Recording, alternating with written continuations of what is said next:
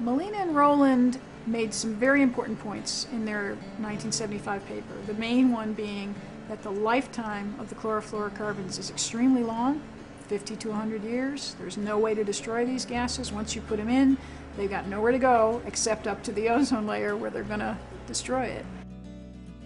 The ozone is a protective layer that absorbs the very energetic radiation, and the chlorofluorocarbons won't break up until they get above most of that.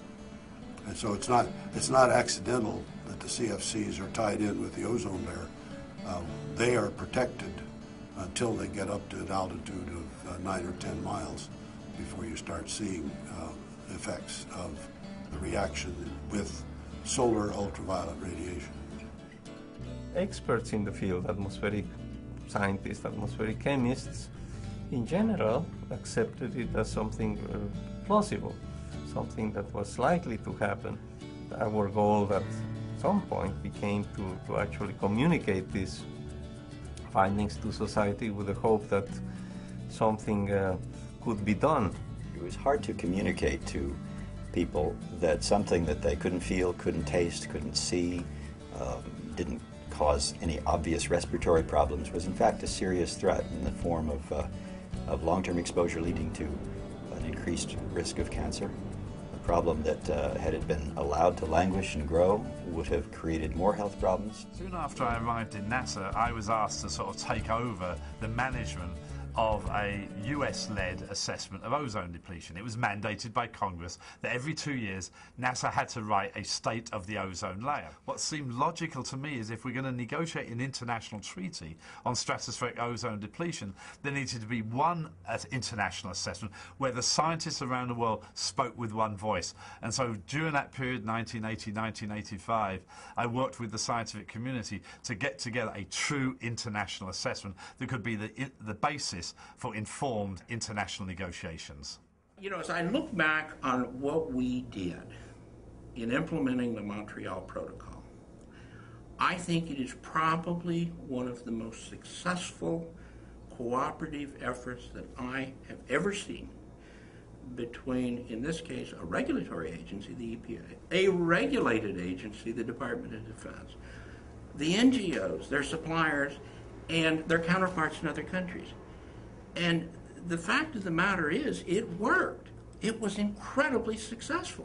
Suddenly there was a paper by Joe Farman, who had a Dobson instrument located in Antarctica at Halley Bay, that suggested that in the springtime, August, September, October period, there was a sudden depletion of ozone. A series of international experiments was done. The biggest one was in 1987, where there were some ground-based observations, 2 very well-equipped aircraft, a DC-8 and an ER-2, and some satellite observations. And it became very, very clear very quickly we humans were having a direct effect that was unambiguous on the ozone layer.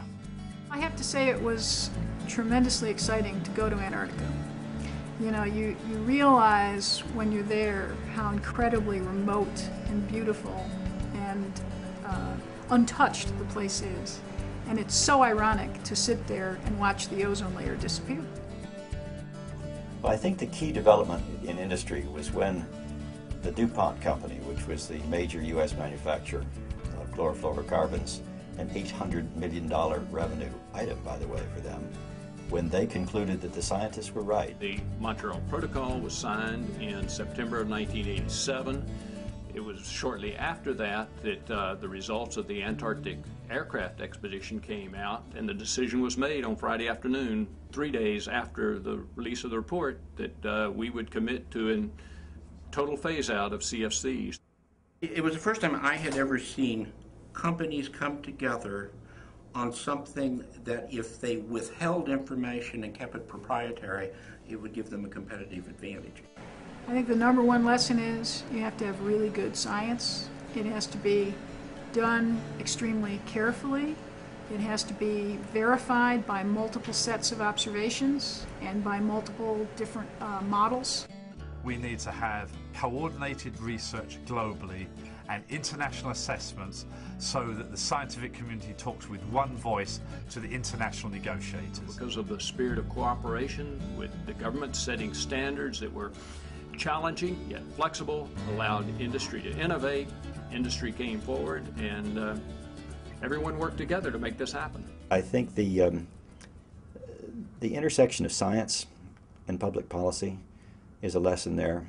Science really drove that. Science is what made me confident that the public policy position I was advocating was sound, was supportable, was going to be important to the future.